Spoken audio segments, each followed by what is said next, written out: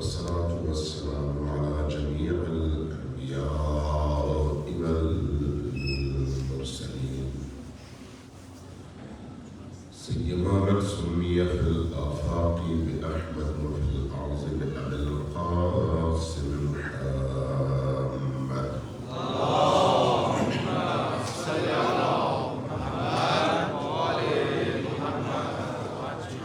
والصلاة والسلام على أولاده الطيبين الطاهرين المعصومين الميامين، واللعنة الدائمة على أعدائهم أجمعين من يوم عداوتهم إلى قيام يوم الدين. أما بعد، فقد قال الله تبارك وتعالى في كتابه المجيد وهو أصدق القائلين وقوله الحق. بسم الله الرحمن الرحيم. كنتم خير أمة أخرجت للناس تأمرون بالمعروف وتنهون عن المنكر. صلى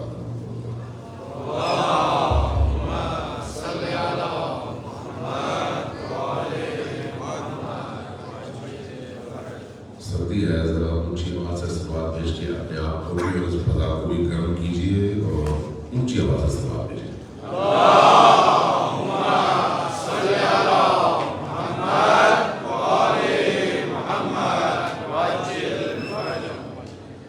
آج اور کل دو مجالس باقی ہیں، تو ان دو مجالس کا موضوع میں نے تبدیل کر دیا ہے،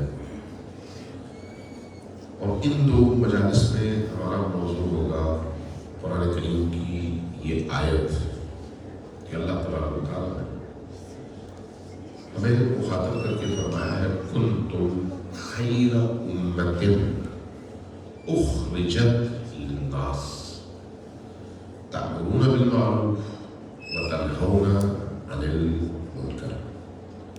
تم بہترین امت، یعنی اس دنیا میں جتنی بھی امتیں رہی، جتنے بھی اقوام آئے، ان تمام اقوام اور تمام امتوں تم بہترین ہو. کنتم خیر امت اخرجت للناس، جو انسانوں کے درمیان اٹھائے گئے ہیں، تم بہترین ہو. کیوں؟ دو خوبیوں کی وجہ سے.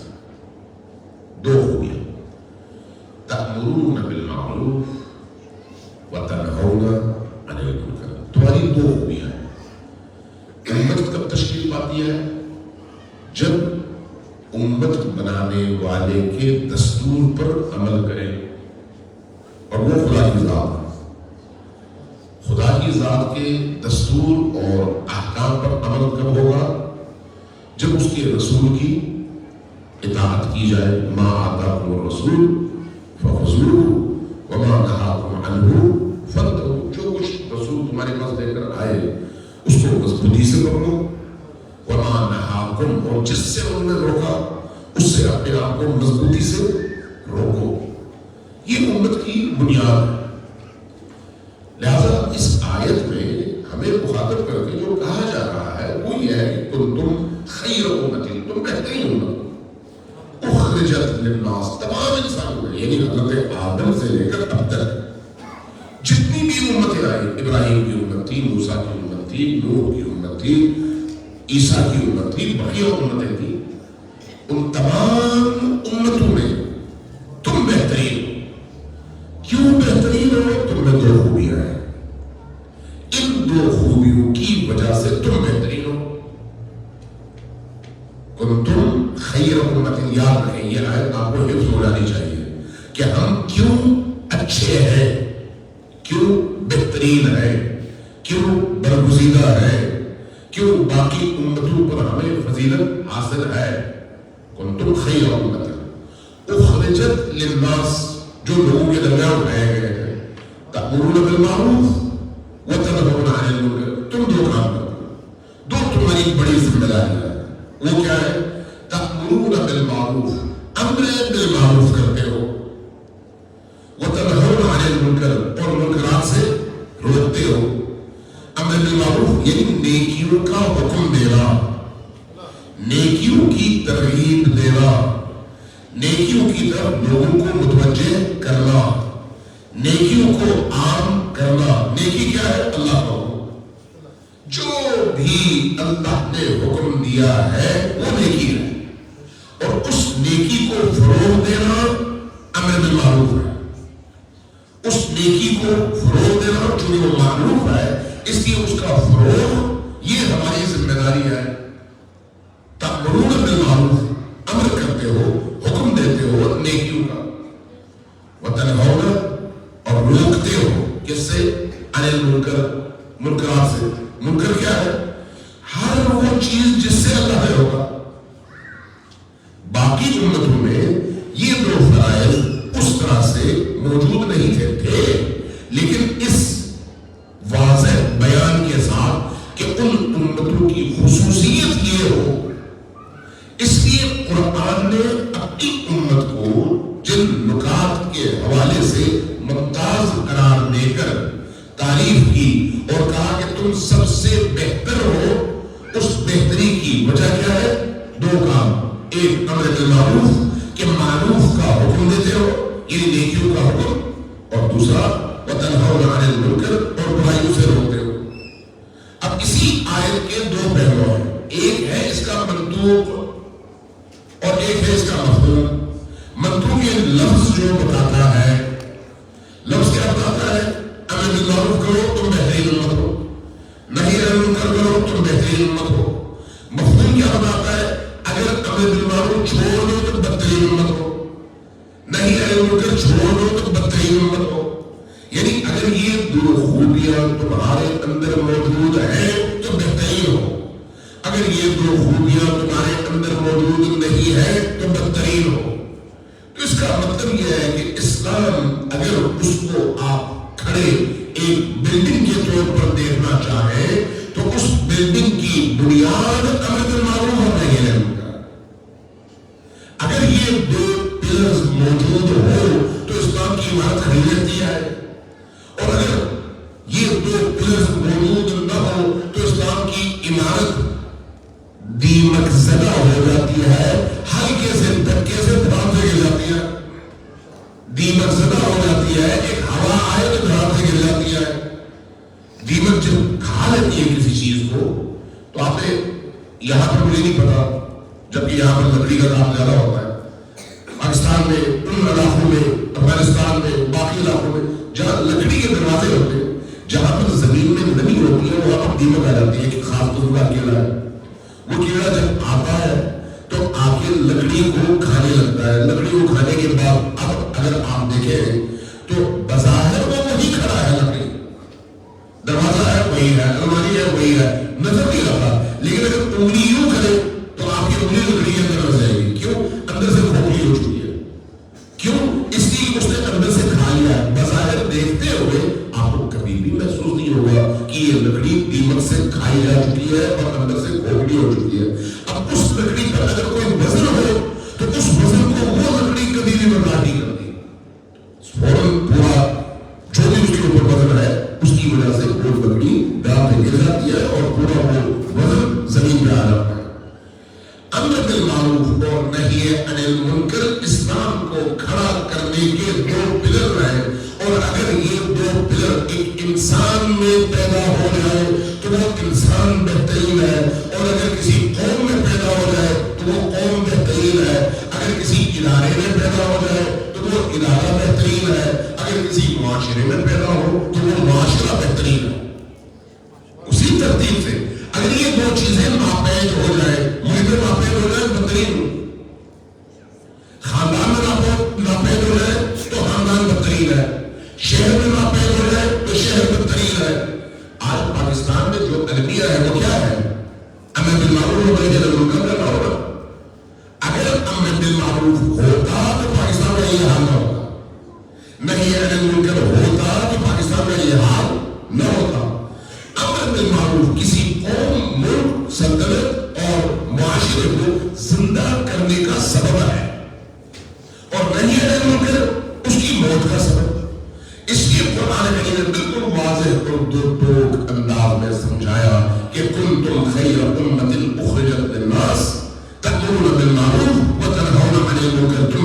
کوئی امت اس لیے ہو کہ امر بالمعروف کرو اور نہی عن المنکر کرو. اگر یہ نہیں کرتے تو پھر بدترین امت ہو. اب ذرا اپنے گھر سے جائزہ لینا شروع کر دے اور پوری دنیا کا جائزہ لے لیں, آپ کو اندازہ ہو جائے. امام حسین چونکہ ایام امام حسین کے ہیں, امام حسین اپنی ذمہ داریوں کو کس آئینے میں دیکھتے ہیں؟ اسی آئینے میں کہ میری حیثیت اس معاشرے میں کیا ہے اور اس حیثیت کو سامنے رکھتے ہوئے میری ذمہ داری کیا ہے. اس لیے جب لوگ پوچھتے کہ اے ابن علی آپ کیوں قیام کرنا چاہتے ہیں تو کیا فرماتے ہیں؟ انی لم اخرج اشرا ولا بطرا ولا مفسدا ولا ظالما. میں ظلم کے لیے نہیں نکلا, فساد برپا کرنے کے لیے نہیں نکلا, معاشرے کے امن کو تباہ کرنے کے لیے نہیں نکلا. انی لم اخرج اشرا ولا بطرا ولا مفسدا ولا ظالما. ان لوگوں کے لیے نہیں نکلا. کیوں نکلے آپ؟ کیوں آپ نے مدینہ چھوڑا مکہ میں؟ کیوں مکہ سے آپ نے عراق کی طرف سفر کیا؟ فرماتے ہیں کہ انی لم اخرج اشرا ولا بطرا ولا مفسدا ولا ظالما بلکہ اس لیے نکلا ہوں خرجت لطلب الاصلاح فی امت جدی. میرے جد محمد مصطفیٰ کی امت میں جو افساد, جو تباہی, جو بگاڑ, جو خرابی پیدا ہو چکی ہے اس کی اصلاح کے لیے نکلا. اصلاح افساد کے مقابلے میں جہاں فساد ہے اس فساد کو ٹھیک کرنے کا نام اصلاح ہے, جہاں خرابی ہے اس خرابی کو ٹھیک کرنے کا نام اصلاح ہے. بل خرجت لطلب الاصلاح فی امت جدی. میں مختصر کروں چونکہ اس پر گفتگو بڑی لمبی ہو جائے گی. یہ آپ کیسے اصلاح کریں گے؟ کیسے؟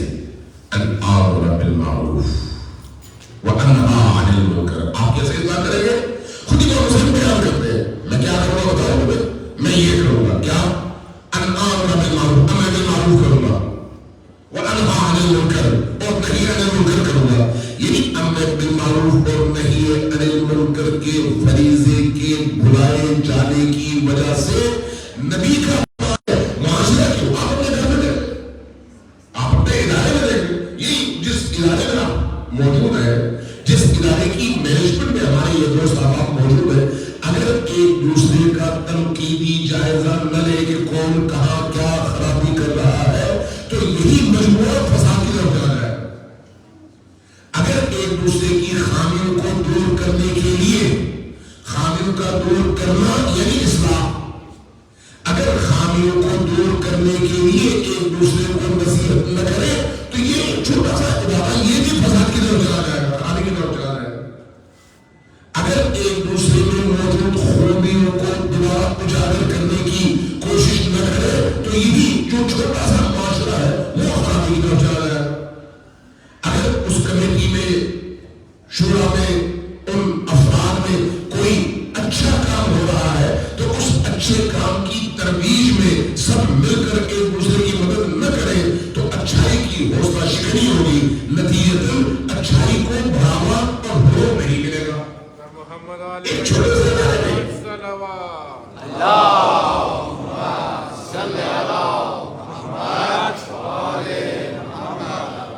یعنی کسی بھی یونٹ سے لے کر مملکت تک, خاندان سے لے کر معاشرے تک اور پوری دنیا اگر ان اصولوں کی بنیاد پر کھڑی ہو جائے تو وہ مضبوط ترین معاشرہ بن جاتا ہے, اور اگر یہ اصول مر جائے تو وہ معاشرہ اپنی موت آپ مر جاتا ہے. اس لیے امام حسین علیہ السلام اپنے اس فریضے کا اعلان فرماتے ہیں کہ میں کیوں قیام کر رہا ہوں. اس لیے نہیں کہ میرے شیعہ آئے اور باپ نے گریہ کرے, اس لیے کہ میرے شیعہ آئے سیرہ زنی کرے, ضمیر زنی کرے, ماتمداری کرے اور جنت چلے جائے, بس یہ ہے مقصد. نہیں, مقصد یہ نہیں ہے, مقصد یہ نہیں ہے. مقصد یہ ہے کہ دین زندہ ہو. ہاں, دین کو زندہ کرنے کے لیے یہ راہیں بڑی اہم ہے. ماتم بھی, سیرہ زنی بھی, نوحہ بھی, مرثیہ بھی, مجلس بھی,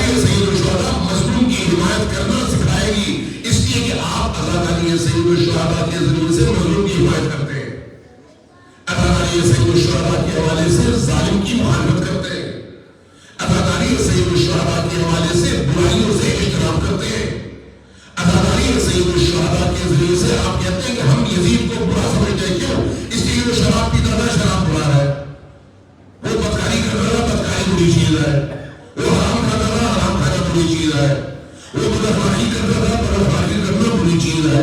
یعنی آپ یزید میں موجود ان خرابیوں کی وجہ سے اس سے نفرت کا اظہار کرتے ہیں، اور امام حسین علیہ السلام میں موجود ان اعلیٰ ترین خوبیوں کی وجہ سے ان سے محبت کرتے ہیں۔ گویا یہ صفات ان صفات کے مقابلے میں ہے، آپ ان بدترین صفات کو ریجیکٹ کرتے ہیں اور ان بہترین صفات کو اپناتے ہیں، اور کسی ریجیکشن اور اپنانے اور قبولیت کے درمیان کا جو رستہ ہے جہاں پر ہم کھڑے ہوتے ہیں، ایک چیز کو ریجیکٹ کرتے ہیں، دوسری چیز کو اپناتے ہیں، یہ کس ذریعے سے؟ عزاداری سید الشہداء۔ یعنی آپ جب ماتم کرتے ہیں یا حسین کہتے ہیں، جب آپ یا علی کہتے ہیں، جب آپ یا عباس کہتے ہیں، جب آپ مرثیہ پڑھتے ہیں، جب آپ رجس پڑھتے ہیں جو اہل بیت علیہ السلام نے پڑھا ہے، تو یہ سارے کلمات ہوا میں تو نہیں آتے، ان کے اثرات ہیں، ان کے اثرات ہیں۔ اس لیے یہ یاد رکھیں، مرثیے آپ میں سے اگر کوئی شاعر ہے تو شاعر کو چاہیے کہ مرثیہ لکھتے ہوئے، اشعار لکھتے ہوئے، نوحہ لکھتے ہوئے، وہ جو اعلیٰ ترین اقدار ہے جو حسین نے پہلے بیان کی، ان کو اس شاعری میں اس طرح سے زندہ کرے کہ اس کو پڑھنے والا اپنے اندر ایک نئی روح محسوس کرے، ایک نئی روح۔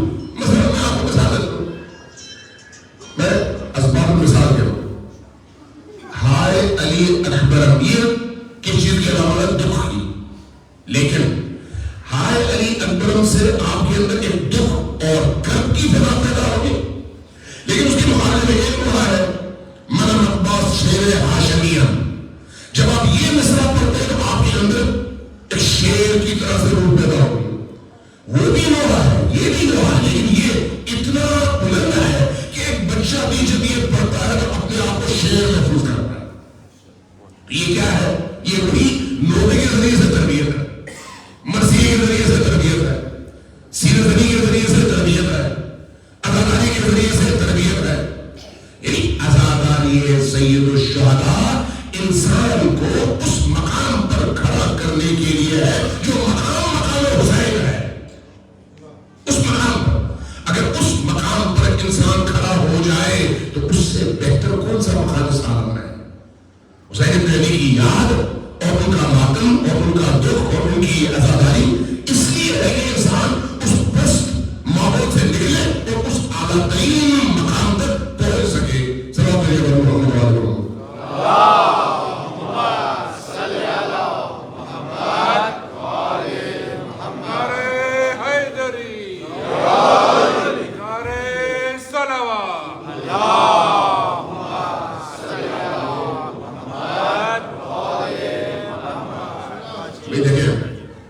پہلے عشرے میں لوگ بڑے زور شور اور شوق سے آتے ہیں، اور پھر جیسے ہی عاشور ختم ہو جاتا ہے وہ سارا بلبلہ جو ہے سو جاتا ہے۔ تو آج آپ کی یہ جو تعداد ہے اس کی دلیل ہے، تو اس لیے میں نہیں چاہوں گا کہ آپ کو خام خواہ اس طرح سے تنگ کیا جائے کہ 1.5 گھنٹے آپ کی سبا خراشی ہو۔ تو جتنا آپ کی اس وقت کیپیسٹی ہے میں اتنا بولوں گا۔ صلوات علیہ محمد۔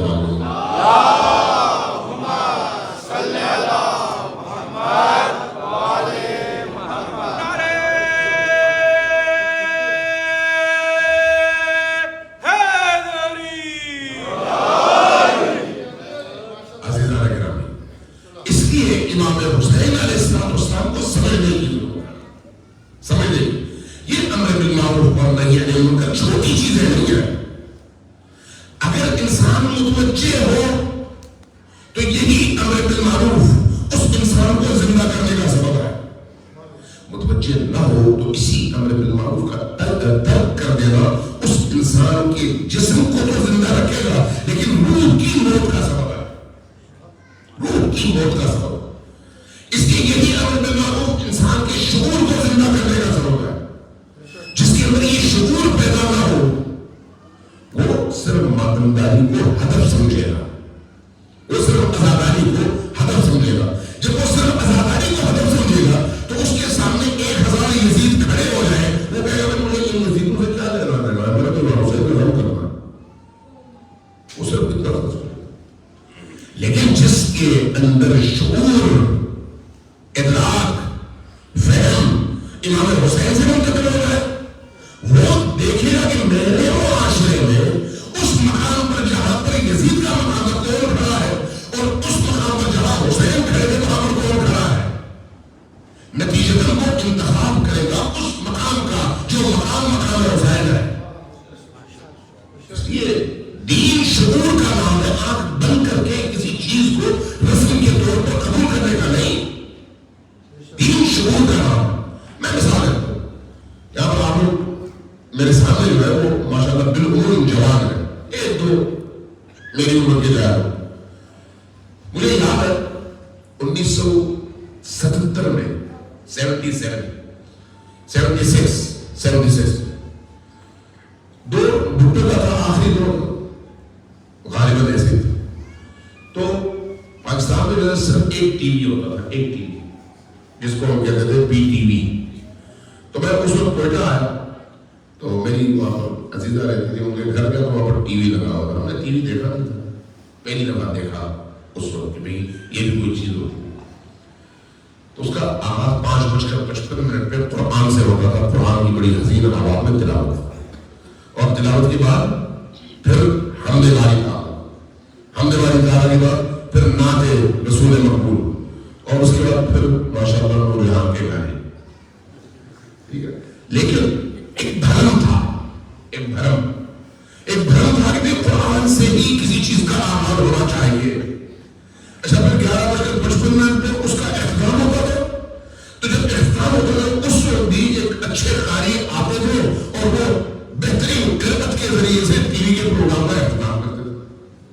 اچھا زمانہ گزرتا گیا, وہی ٹی وی تھا. ایک زمانے میں فلمیں چلنے لگی, فلمیں جو آپ کے سینما گھروں میں چلتی ہیں.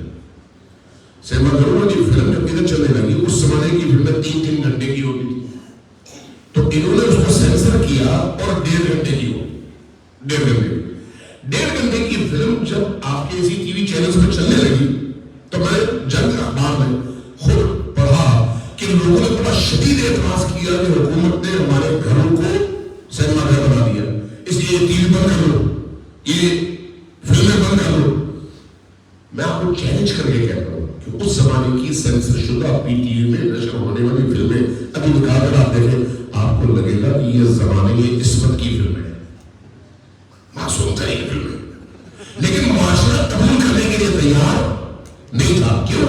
اس لیے کہ معاشرہ جس تربیت کے ساتھ آ رہا ہے اس تربیت کا تقاضا یہ ہے کہ نامحرم کو نہ دیکھے, نامحرم آپس میں نہ بیٹھے, نامحرم آپس میں گفتگو وہ نہ کرے جو میاں بیوی خلوت میں کرتے ہیں, وہ انداز اختیار نہ کرے. کیوں؟ یہ بد تربیتی ہے. اس کے نتیجے میں آپ کے گھر کا ماحول آلودہ ہو جاتا ہے. یہ معاشرے میں اتنا اخلاق تھا, لہذا لوگوں نے احساس کیا کہ بھئی یہ آپ نے کیا کیا. لہذا ہر ہفتے ایک دفعہ فلم نشر ہوتی تھی, وہ پھر اس کو کر دیا 2 ہفتے میں ایک دفعہ. لیکن آہستہ وقت گزرتا چلا گیا. مشرف کا دور آیا, وہ بھی ایک جنریل کا دور تھا جب یہ سارا سلسلہ ہو رہا تھا, اور یہ بھی ایک جنریل کا دور تھا. جب اس کا دور آیا تو ایک ساتھ 100 چینل شروع ہوئے, اور پھر اس کے بعد آپ کے اپنے گھروں میں جو ٹی وی لگے ہوئے تھے اینڈرائڈ, اور اس میں 100 چینل, اور ان چینل میں ہر چیز. تو اب وہ حرمت, وہ احساس, وہ حرام اور حلال کا فرق, وہ حساسیت کہاں چلی گئی؟ کیا یہ ایک دن میں ہوا؟ نہیں, ایک عرصہ ہوا, یعنی 40 سال لگے. 40 سال کہ معاشرہ اس حد تک پہنچے. ان 40 سالوں میں کیا ہوا؟ آہستہ معاشرے کی فکر میں, معنویت میں, روح میں, دل میں یہ جو بے حیائی, بے عفتی, بے تربیتی, دین کے ان اقدام اور ویلیوز سے دوری کا زہر آہستہ غیر محسوس طور پر بڑھتا چلا گیا معاشرہ اور سسٹم, اور اس کے نتیجے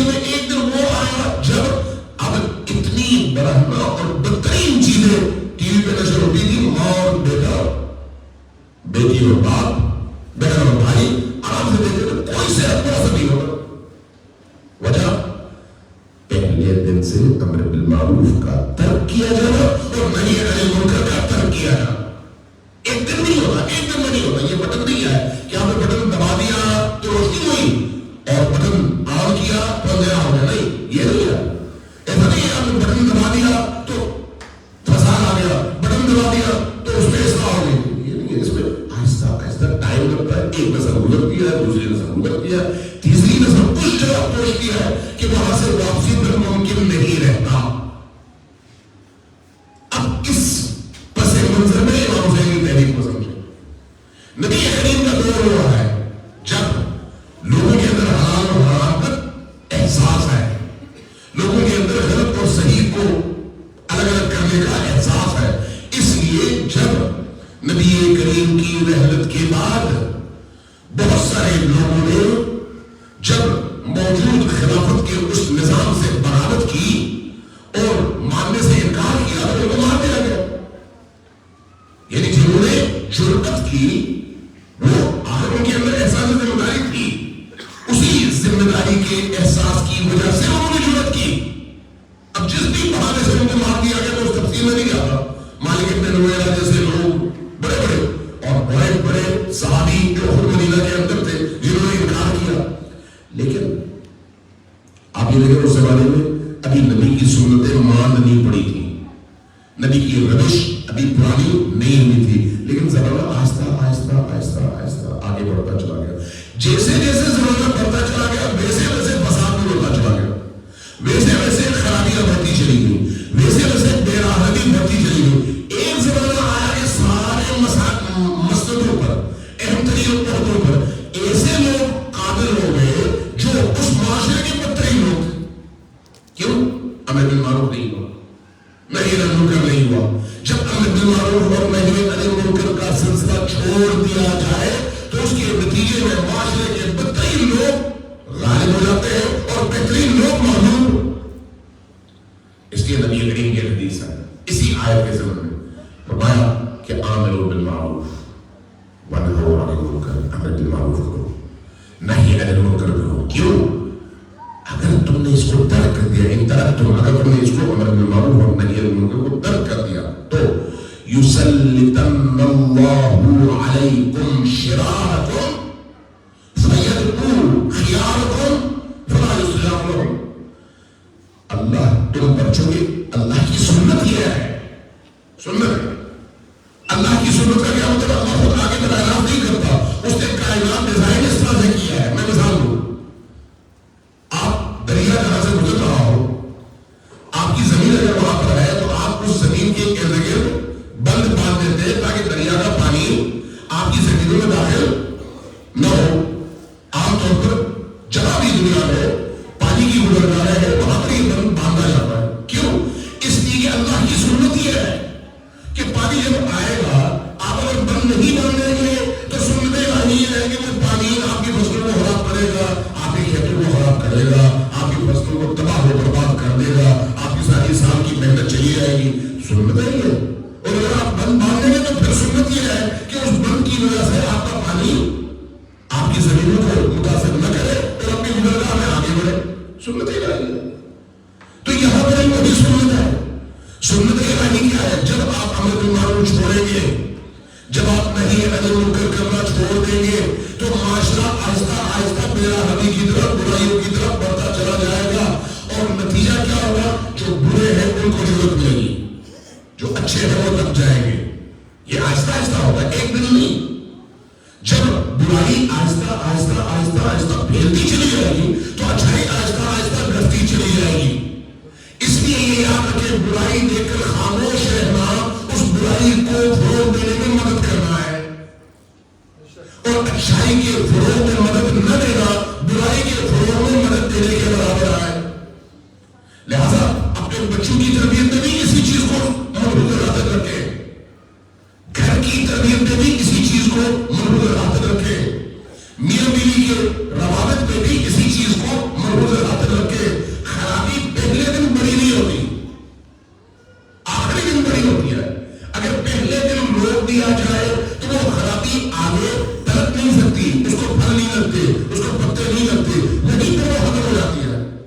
لیکن اگر پہلے دن اس کو روکا نہ جائے، ڈھیل دے دی جائے، دوسرے دن وہ بڑی ہو جائے گی، تیسرے دن اس سے بڑی ہوگی، چوتھے دن اس سے بڑی ہوگی. تو اس لیے نتیجہ اس کا یہ ہوتا ہے کہ پھر معاشرے کے اندر جو نیک لوگ ہیں وہ کمزور پڑتے چلے جاتے ہیں، اور جب نیک لوگ کمزور پڑیں گے تو نیکیاں کمزور پڑیں گی. نیکیاں کمزور پڑیں گی تو برے لوگوں کو فروغ ملے گا، طاقت ہو جائے گا. برے لوگوں کو طاقت ملے گی تو برائی کو طاقت ملے گی. نتیجہ ایک وقت آئے گا جب سارا معاشرہ اس برائی کی لپیٹ میں آئے گا. یہ روایت جو میں آپ سے عرض کرنے لگا ہوں، یہ روایت بڑی عجیب ہے، اس حوالے سے بڑی عجیب ہے. روایت کہ عاملوا بالمعروف، امر بالمعروف کرو، ونہوا عن المنکر، اور نہی عن المنکر کرو. فإن ترکتم، اگر تم نے یہ نہیں کیا، چھوڑ دیا اس کو، تو کیا ہوگا؟ یسلطن اللہ علیکم شرارکم.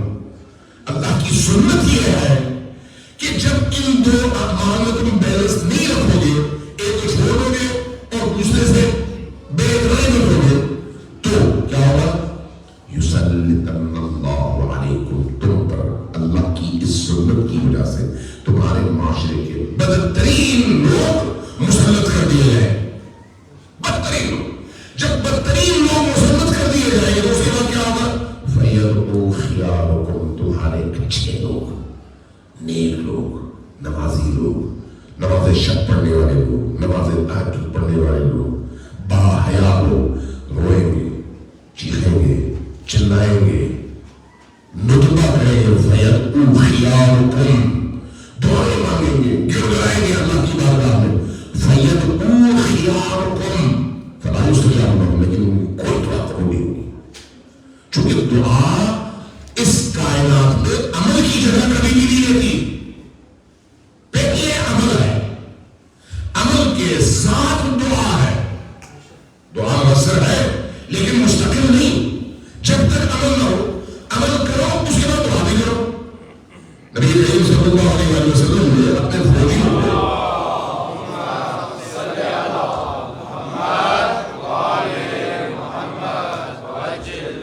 اپنے ساتھیوں کو، اپنے اصحاب کو مسلح کیا، جنگ کے لیے تیار کیا، حوصلہ دیا.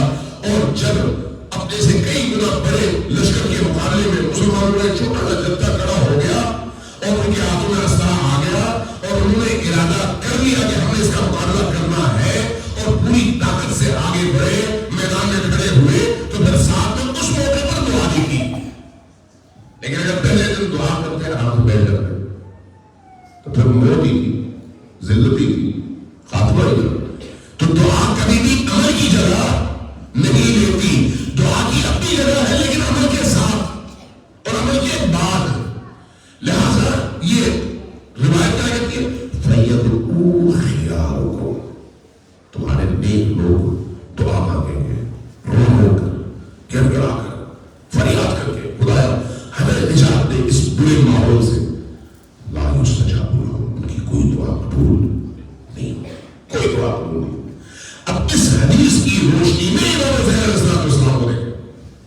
یہ جو امام حسین فرماتے ہیں کہ انی لم اخرج اشیرا ولا بطرا ولا مفسدا ولا ظالما بل خرجت لطلب الاصلاح فی امت جدی. کیسے امت جد کی اصلاح کروں گا؟ ان آمر بالمعروف وانہا عن المنکر واسیر بصیرت جدی وابی علی ابن ابی طالب. میں اپنے جد نانا رسول اللہ کی سیرت کو زندہ کروں گا اور اپنے والد علی ابن ابی طالب کی سیرت کو زندہ کروں گا، چونکہ یہی دو سیرتیں ایسی ہیں جو اللہ کے حکم کے عین مطابق ہیں اور ان کے ذریعے سے معاشرہ زندہ ہوتا ہے. صلوات جناب محمد علیہ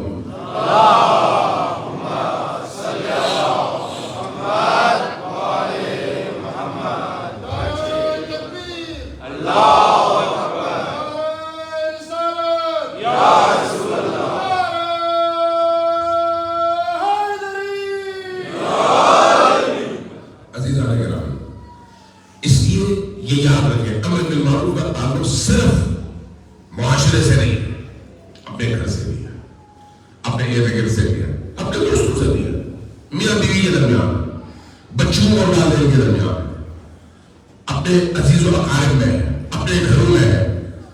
جس دن پردے کے حوالے سے، حجاب کے حوالے سے ہم نے تھوڑی سی سستی کی، اگلے دن بے حجابی میں مزید اضافہ ہوگا. بد حجابی پر صبر بے حجابی کے فروغ کا ذریعہ. جو اللہ کا حکم ہے وہ پہنچانا چاہیے، لیکن پیار سے. چونکہ جب آپ امر بالمعروف کرتے ہیں تو امر بالمعروف اور امر بالمعروف میں بڑا فرق ہے. ایک دفعہ امر بالمعروف کرتے ہیں عزت کے ساتھ، احترام کے ساتھ، دوسروں کی عزت نفس کا خیال رکھتے ہوئے، دوسروں کی سب کے سامنے بے عزتی سے اجتناب کرتے ہوئے، ایسی نصیحت جو دوسرے کے دل کو مثبت انداز میں متاثر کرے اور اس کے نتیجے میں بندہ خود اندر سے کہے ہاں مجھے ایسا نہیں کرنا چاہیے. لیکن ایک دفعہ آپ اس کی عزت نفس کو نشانہ بناتے ہیں. جب آپ اس کی عزت نفس کو نشانہ بناتے ہیں تو اس کے اندر کی منیت جانتی ہے کہ تم کیا اپنا رستہ لو. نتیجتاً وہ اپنے اسی برے کام میں مزید پوکھا ہو جاتا ہے. یہ بھی امر بالمعروف ہے، وہ بھی امر بالمعروف ہے، لیکن وہ باطل انداز ہے، یہ حق کا انداز ہے. آپ نے سنا ہے امام حسن اور امام حسین علیہ السلام ایک جگہ سے گزر رہے تھے، بچے تھے لوگ. ایک بندہ وضو کر رہا تھا، وضو غلط کر رہا تھا، بوڑھا تھا. آپ نے سنا ہے. اب دیکھیں دونوں بچے ہیں، لیکن عمر کے حساب سے بچے ہیں، سن کے حساب سے بچے ہیں، فکر کے حساب سے بچے نہیں ہیں.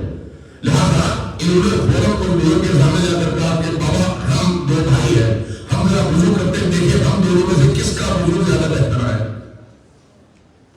کیسے پہلے بابا جی آپ اتنی بڑی عمر میں آپ کو شرم نہیں آتی، آپ کو وضو بھی نہیں آتا. اگر ایسا کہتے تو وہ کبھی بھی تسلیم نہ کرتا، کبھی بھی.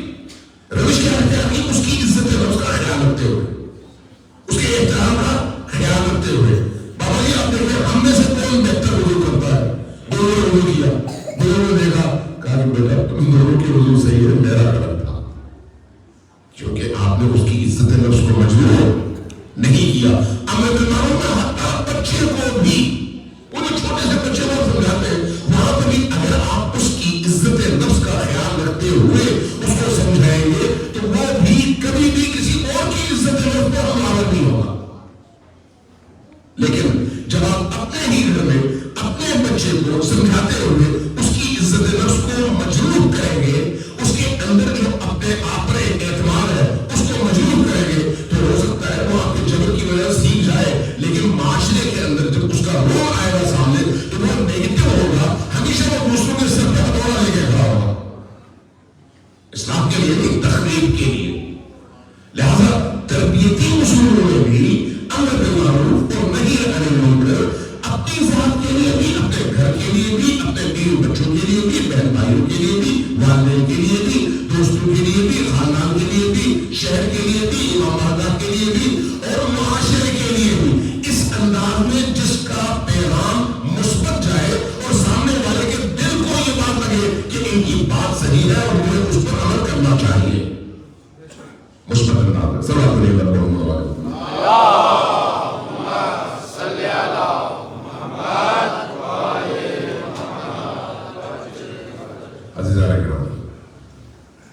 یہ ایام کربلا والوں کے غم، اندوہ، مصیبت اور درد کے ایام، واقعی درد کے ایام. شام غریبہ اور شام غریبہ کے بعد کے مناظر بڑے عجیب، بڑے عجیب، ایسے کہ انسان کا کلیجہ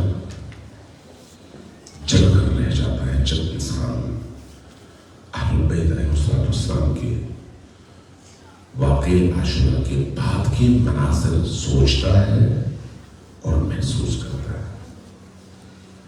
یہ خانوادہ جب مکہ سے چلا تھا صورتحال اور تھی، جب کربلا پہنچا تو صورتحال اور تھی. 10 محرم کی صبح تک خانوادے کی صورتحال بالکل اور تھی، لیکن شام غریبہ میں صورتحال بالکل اور تھی. 10 محرم کا دن گزر گیا، صورتحال بڑی عجیب تھی. 11 محرم کو صورت تھا اس سے بھی بالکل عجیب تھی، بڑی عجیب ہوگی۔ 11 محرم کو جلے ہوئے خیموں کے درمیان یہ لٹا پٹا قافلہ زینب کی سالاری میں موجود تھا۔ آپ اندازہ لگا سکتے ہیں کہ حسین کی 57 سالہ بہن اپنے ارد گرد اپنے عزیزوں کے لاشوں کو دیکھنے کے بعد، ان کو ذبح ہوتے ہوئے دیکھنے کے بعد، اپنے ہی بچوں کی لاشوں کے ٹکڑے دیکھنے کے بعد کس کیفیت میں ہوگی، کس کیفیت میں؟ وہ کہتے ہیں نا امان از دل زینب، امان از دل زینب۔ کیا مسلوبیت کا عالم ہوگا کہ ایک زینب ہے اور ان کا دل نورانی ہے، اور دوسری طرف ہر طرف ظلم ہے، بربریت ہے اور مسلوبیت ہے۔ جب 11 محرم کو خواتین جمع ہوئی، امام سجاد ان کے درمیان میں ہے، تو حکم ہوا کہ اب ان کو سواریوں پر سوار کرایا جائے اور سوار کرانے کے بعد ان کو کوفہ کی طرف لے جایا جائے۔ تاریخ کہتی ہے کہ جب لشکر ابن زیاد کے سپاہی آئے تو انہوں نے ارادہ کیا کہ ان مخدرات کو اونٹوں پر اور خچروں پر اور گھوڑوں پر سوار کرائے، لیکن کون نامحرم لوگ، نامحرم لوگ، اور ادھر حسین کی بچیاں ہیں، حسین کی بہنیں ہیں، حسین کی زوجہ ہے، آل رسول کی مخدرات ہے۔ ایک بار جب وہ بدبخت آئے، قریب آئے، تو زینب کھڑی ہو گئی اور فرمایا خبردار ہمارے قریب نہ آنا۔ تو کیسے سوار ہوئے؟ امام سجاد اس بیماری کی کیفیت میں تشریف لائے، اس بیماری کی کیفیت میں آپ جھکتے تھے، خواتین آپ کے گھٹنے پر پاؤں رکھتی تھیں اور پھر آپ پوری طاقت سے ان کو اٹھانے کی کوشش کرتے تھے۔ اس ضعف اور بیماری کی کیفیت میں ایک ایک کر کے سواروں پر، ان گھوڑوں پر اور خچروں پر ان بیویوں کو امام زین العابدین نے سوار کرایا۔ جب سب کو سوار کرایا، اتنی ساری خواتین اور بچیاں، تو آپ اندازہ لگا سکتے ہیں کیا کیفیت ہونی چاہیے۔ ان بیویوں کے ہاتھ رسیوں سے باندھے گئے۔ ان بیویوں کو باندھنے کے بعد جب نکالا جانے لگا تو ایک ریکویسٹ آئی، درخواست آئی کہ لوگوں اب جب تم ہمیں اسیر کر کے لے کے جا رہے ہو تو اتنی اجازت ہمیں دو کہ ہم آخری دفعہ اپنے شہداء کے لاشوں سے الوداع کہہ سکیں۔ جیسے ہی درخواست پہنچی، اجازت ملی کہ ٹھیک ہے، تو آپ پھر ان سواروں کا رخ، ان گھوڑوں کا رخ مقتل کی طرف کر دو تاکہ ہم وہاں پر پہنچے اور اپنے شہیدوں کو سلام کر سکیں۔ جب خیام کی طرف سے ان خواتین کو ان گھوڑوں پر اور خچروں پر بٹھانے کے بعد رخ کوفہ کی بجائے دوبارہ مقتل کی طرف کیا گیا، ایک دفعہ یہ بیویاں آئیں مقتل میں، جیسے ہی ان بیویوں کی نگاہ اپنے ان مظلوم شہداء کے لاشوں پر پڑی اور سواری وہاں سے گزرنے لگی، تو تاریخ لکھتی ہے کہ ایک ایک بیوی نے اپنے آپ کو اونٹ کی پشت پر سے زمین پر گرا دیا۔ یہ جو زمین پر گری بیویاں، تو ان کے ہاتھ بندھے ہوئے تھے اور اس بندھی ہوئی حالت میں وہ بیویاں اپنے بچوں کے اندر لینتے ہوئے اپنے شہداء کو تلاش کر رہی تھی، اور ہر شہید کو ایک بیوی نے اٹھایا ہوا تھا، اپنے سینے سے لگا کے گریہ کرتے ہوئے کہہ رہی تھی کہ دیکھو تمہاری اس محترہ کو کس کیفیت میں سوار کرایا گیا اور آج یہ بیویاں کس عالم تک پہنچی۔ اِنَّا لِلَّهِ وَإِنَّا إِلَيْهِ رَاجِعُونَ سَيَعْلَمُ الَّذِينَ ظَلَمُوا أَيَّ مُنقَلِبٍ يَنقَلِبُونَ نَسْأَلُكَ اللَّهُمَّ وَنَدْعُو بِاسْمِكَ الْعَظِيمِ الْأَعْظَمِ الْعَظِيمِ الْأَجَلِّ الْأَكْرَمِ۔ سب مل کر 10 مرتبہ اونچی آواز سے پکاریے، یا اللہ یا اللہ یا اللہ یا اللہ یا اللہ یا اللہ یا اللہ یا اللہ یا اللہ یا اللہ یا رحمان یا رحیم یا مقلب القلوب ثبت قلوبنا علی دینک۔ خدایا ہماری اس قدیم عزیمانی کو اپنی عظیم بارگاہ میں شرف قبولیت عطا فرما۔ نہیں، آمین کی آواز کرنا ہے، آمین کی آواز کرنا ہے، سب حاجت مند ہے۔ یہاں پر سب حاجت مند ہیں. کسی کے گھر بیمار ہے, کسی کا بچہ بیمار ہے, کسی کا بڑا بیمار ہے, کسی کی والدہ بیمار ہے. اور یہ لمحات وہ ہیں جب بیماروں کی شفا بھی ملتی ہے اور دعا کرنے والوں کی دعا مستجاب بھی ہوتی ہے. اس لیے دل کھول کر ان اشعار اور ٹوٹے ہوئے دلوں کے ساتھ اور اشعار نگاہوں کے ساتھ اونچی آواز سے آمین کہیں, خدایا تمام بیماروں کو شفا عاجل عطا فرما. تمام ان بیماروں کو جن کے آپریشنز ہوئے ہیں جلد از جلد شفا یاب فرما.